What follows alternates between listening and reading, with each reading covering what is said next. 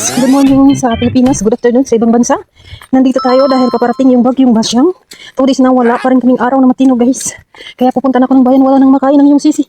Hi Bulma! Oh, di ba? Lumilingon siya.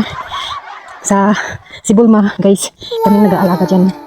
Okay, nagpaalam ko guys kasi arurumihan din naman ng Crocs. Okay?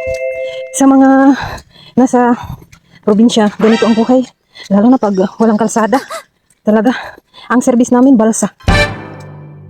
Hola! Nandito na tayo sa syudad guys. Naabot na tayo, tapos na tayo sa malapok na area guys. O, diba? Nasa proper na tayo guys. Pero halata pa rin na masamang panahon. O diba? Tingnan mo, basang-basa silang lahat. Natatakot na rin ako. Medyo galit-galit na ang Panda-Rider. Sabi niya, bakit daw ako puro namang bidyong likot-likot ko daw. Nakakarinis daw. Matumba daw tayo dito. Sabi ko sa Panda-Rider, idaan mo ko sa Bikirel ko, bibili ng tinapay na napakalaki. Sa inis niya, sabi niya, bilisan mo, umuulan, di mo talaga makakalimutan ang tinapay na iyan. Ay hindi talaga dumadaan talaga ako kahit umuulan. Ay hindi pwede kasi pang 3 days na yan. Ikaw ay magkakapitas, wala kang tinapay. Hindi naman ako nakain ng rice lalo na sa umaga. Kaya tinapay is life and coffee is life talaga. Yan, hindi pa ako makapag-decide guys kasi maraming bumibili at saka sa dami ng mapagpipilian.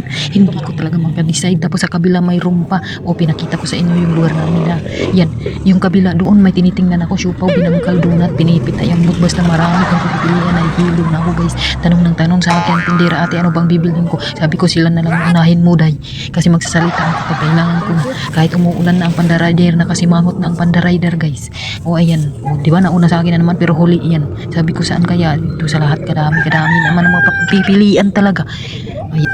Sa tagal kong pumili, naiinis na yung kilay ng tindiray. Nakasimangot na talaga. Nagpaikis-ikis na ng timling ng kilay niya. Pati yung Panda-Rider ko inis na inis na rin kasi basa na siya. Basa na siya guys.